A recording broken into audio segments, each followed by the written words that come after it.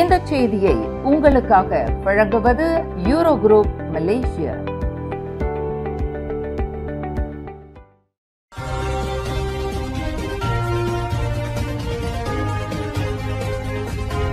வணக்கம். திசைகளின் 5 மணி செய்திகள். லஞ்ச ஊழலுக்கு எதிராக தீவிர நடவடிக்கை. 15.5 பில்லியன் ரிங்கேட் திரும்ப பெறப்பட்டுள்ளது. லஞ்ச ஊழலுக்கு எதிராக அரசாங்கம் மேற்கொண்டு வரும் தீவிர அமலாக்க நடவடிக்கையினால் 15.5 பில்லியன் ரிங்கேட் மீட்டெடுக்கப்பட்டுள்ளதாக பிரதமர் டாக்டர் ஸ்ரீ அன்வார் இப்ராஹிம் தெரிவித்தார்.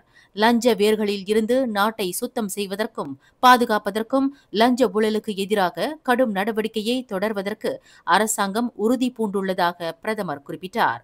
நாட்டிற்கு தீங்கு விளைவிக்கும் தன்மையில் செயல்படுபவர்கள் யாராக இருந்தாலும், எந்தவொரு உயர் பதவியில் இருந்தாலும் அவர்களுக்கு எதிராக ஊழல் எதிர்ப்பு சட்டம் பாயும்.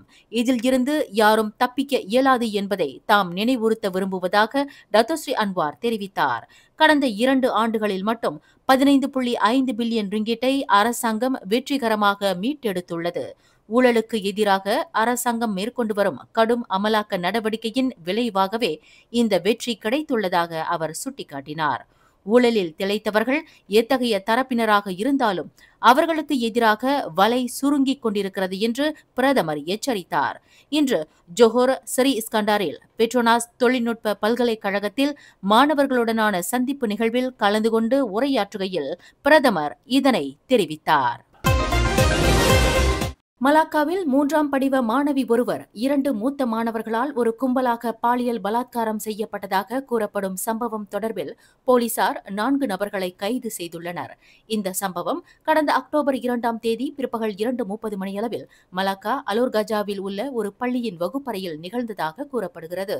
பாலியல் பலாத்காரத்தில் ஈடுபட்ட 2 மாணவர்கள் மற்றும் அருகில் இருந்த மேலும் 2 மாணவர்கள் கைது செய்யப்பட்டு போலீசார் வாக்குமூலம் பதிவு செய்துள்ளதாக முன்னணி ஆங்கில பத்திரிகை ஒன்று செய்தி வெளியிட்டுள்ளது. இந்த சம்பவம் தொடர்பான காணொளி ஒன்று மாணவர்கள் மத்தியில் பகிரப்பட்டுள்ளதாகவும் கூறப்படுகிறது. தனக்கு நேர்ந்த சம்பவம் குறித்து பாதிக்கப்பட்ட மாணவி பள்ளி ஆசிரியரிடம் தெரிவித்ததை தொடர்ந்து பின்னர் மாணவியின் தாயாருக்கு தகவல் அளிக்கப்பட்டுள்ளது. அன்றைய தினமே இதுகுறித்து போலீசில் புகார் அளிக்கப்பட்டதாக தெரிவிக்கப்பட்டது.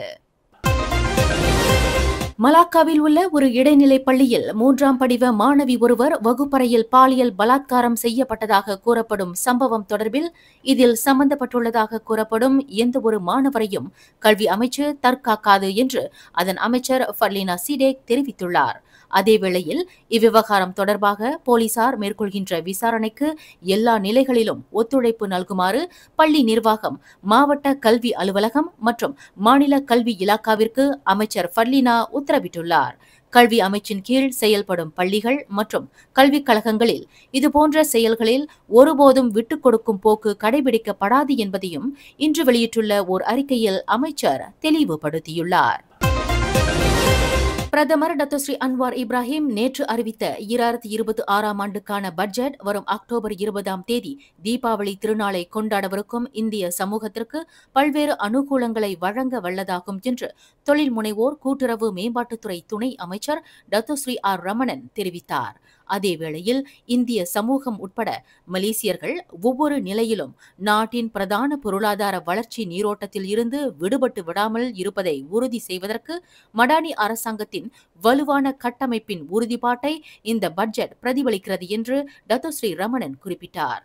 SKM எனப்படும் மலேசிய கூட்டுறவு ஆணையம் மற்றும் மேலும் சில தரப்பினருடன் இணைந்து தாம் நாடாளுமன்ற உறுப்பினராக இருக்கும் சுங்கை புலோ தொகுதியில் மடானி மலிவு விற்பனை திட்டத்தை தொடக்கி வைத்த பின்னர் 2026ஆம் ஆண்டு பட்ஜெட்டில் இந்தியர்களுக்கு ஏற்படுத்தப்பட்டுள்ள அனுகூலங்கள் குறித்து டாக்டர் ஸ்ரீ ரமணன் செய்தியாளர்களிடம் விவரித்தார். இந்த தீபாவளி 2 நாள் டோல் 50% அவங்க டிஸ்கவுண்ட் கொடுக்குறாங்க. ஸோ 18ஆம் தேதியிலேருந்து அவங்க ஆரம்பிக்காங்க அந்த டோல் டிஸ்கவுண்ட் கொடுக்குறாங்க. அது ஒன்று. ரெண்டாவது சுமங்கன் துணை ராமா STR 2 பில்லியன் 18ஆம் தேதியிலேருந்து அவங்க வெளியாக்குவாங்க. அது நம்மளோட சமுதாயக்கும் மற்ற சமுதாயக்கும் அந்த பெனிஃபிட் கிடைக்குது. மூணாவது நம்மள பார்த்தோன்னா புதுசா ஒரு தமிழ் ஸ்கூல் அவங்க கட்டுறாங்க. அது SJKT ஜிராம். அது பழைய டைம்லேருந்து காலகாலமா அது ஒரு கண்டெய்னர்ல தான் இருந்துச்சு. ஆனா இப்போ ஒரு புது ஸ்கூல் அவங்க கட்ட போறாங்க நம்மளோட பிள்ளைங்களுக்கு. இன்னொன்று நம்ம பார்த்தோம்னா நம்ம இந்திய சந்தைக்கு வந்து 90 மில்லியன் அது வந்து சேர்த்தா அவங்க போட்டிருக்காங்க ப்ராஜெக்ட்ஸ் கம்போங் பாரு சீனாவும் கம்போங் இந்தியா 90 மில்லியன் ஸ்பெஷலாக அவங்க கொடுத்துருக்காங்க. மித்ரா தெக்கூன் அமனா இத்தியாசில 220 மில்லியன் அவங்க அனௌன்ஸ் பண்ணியிருக்காங்க, சேர்த்து மொத்தமா அவங்க சொல்லியிருக்காங்க.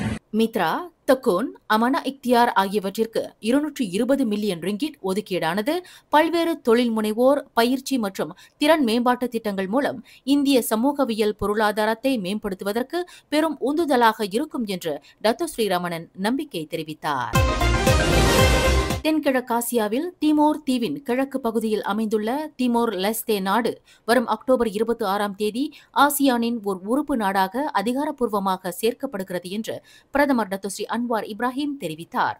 தென்கிழக்காசிய பிராந்தியத்தில் ஓர் இளம் நாடான திமோர் லெஸ்தே ஆசியானின் முழு அங்கத்துவம் பெறுவதை உறுதி செய்வதற்கு முழுவீச்சில் நடவடிக்கை மேற்கொள்வதற்கு வெளியுறவு அமைச்சின் வாயிலாக மலேசியா முயற்சிகள் மேற்கொண்டு வருவதாக ஆசியானின் அதிகாரப்பூர்வமற்ற நிலையில் திமோர் லெஸ்தே இணைந்தபோது அதன் பிரவேசத்தை மலேசியா முழுமையாக ஆதரித்ததையும் டத்தோ ஸ்ரீ அன்வார் நினைவு கூர்ந்தார். இன்று ஜொஹோர் ஸ்ரீ இஸ்கண்டாரில் பெட்ரோனாஸ் தொழில்நுட்ப பல்கலைக்கழகத்தில் மாணவர்களுடனான சந்திப்பு நிகழ்வில் கலந்து கொண்டு உரையாற்றுகையில் பிரதமர் இதனை தெரிவித்தார். 2 வாகனங்கள் நேருக்கு நேர் மோதிக்கொண்ட விபத்தில் 2 வாகனங்களும் தீப்பற்றிக் கொண்டன. இதில் 5 அதிர்ஷ்டவசமாக உயிர் தப்பினர். இந்த சம்பவம் இன்று காலை 11:25 மணியளவில் ஜொஹோர் கொத்ததிங்கி சினாய் டிசாரு சாலையின் 56வது கிலோமீட்டரில் நிகழ்ந்தது. விபத்து நடந்த அடுத்த சில வினாடிகளிலேயே 2 வாகனங்களிலும் இருந்தவர்கள் தத்தம் வாகனங்களை விட்டு அவசரமாக வெளியேறியதால் உயிர் சேதம் தவிர்க்கப்பட்டுள்ளதாக தீயணைப்பு பணிக்கு தலைமையேற்ற கொமாண்டர் முகமது ஹஸ்மி ஜுல்காஃப்லி தெரிவித்தார். அவசர அழைப்பை பெற்று சம்பவ இடத்திற்கு விரைந்த தீயணைப்பு வீரர்கள் 2 வாகனங்களில் கொழுந்துவிட்டு எரிந்த தீயை 20 நிமிடத்தில் கட்டுப்படுத்தியதாக அவர் குறிப்பிட்டார். போதைப்பொருள் கடத்திய குற்றத்திற்காக கடந்த அக்டோபர் 8ஆம் தேதி புதன்கிழமை சிங்கப்பூர் சாங்கி சிறைச்சாலையில் தூக்கிலிடப்பட்ட ஒரு மலேசிய பிரஜையான பன்னீர்செல்வம் பரந்தாமன் தூக்கிலிடப்படுவதற்கு 5 தினங்களுக்கு முன்பு தனது வழக்கறிஞர் தூ ஜிங் ஜி என்பவருக்கு எழுதிய கடைசியான கடிதம் இன்று வெளியிடப்பட்டது.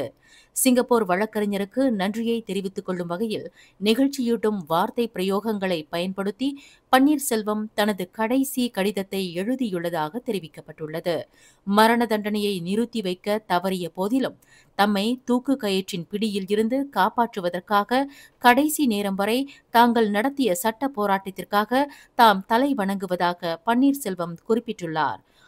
கடைசியாக கருணை மனுவிலாவது ஏதாவது செய்ய முடியுமா என்று முயற்சிக்குமாறு வழக்கறிஞர் தூ ஜிங் ஜியை கேட்டுக் கொண்டுள்ளார். நாம் எதிர்பார்த்ததைப் போல் பலன் கிட்டாமல் போகலாம். ஆனால் நாம் நடந்து வந்த பயணத்தை மீள்பார்வையிட்ட போது செழுமை குன்றாமல் உள்ளது. அதில் மனிதர்களைப் பற்றி அதிகமாக கற்றுக்கொண்டேன். நீங்கள் ஓர் அற்புதமான மனிதர். உங்களையும் உங்கள் குடும்பத்தினரையும் இயேசு நேசிப்பார். இப்படிக்கு விடைபெறும் உங்கள் அன்பான நண்பர் என்று எழுதி அந்த கடிதத்தில் 38 வயதுடைய பன்னீர்செல்வம் கையெழுத்திட்டுள்ளார். பன்னீர்செல்வம் எழுதிய அந்த கடிதத்தை சம்பந்தப்பட்ட வழக்கறிஞர் தமது முகநூலில் பதிவேற்றம் செய்திருப்பதுடன் அந்த மலேசிய இளைஞருக்கு தனது இறுதி அஞ்சலியை தெரிவித்துக் கொண்டார். மேலும் செய்திகளை தெரிந்து கொள்ள கீழே இருக்கும் பெல் பட்டனை அழுத்துங்கள். உங்கள் மகிழ்ச்சியை வெளிப்படுத்த லைக் மற்றும் ஷேர் செய்யுங்கள். தொடர்ந்து திசைகளோடு இணைந்திருக்க சப்ஸ்கிரைப் செய்யுங்கள்.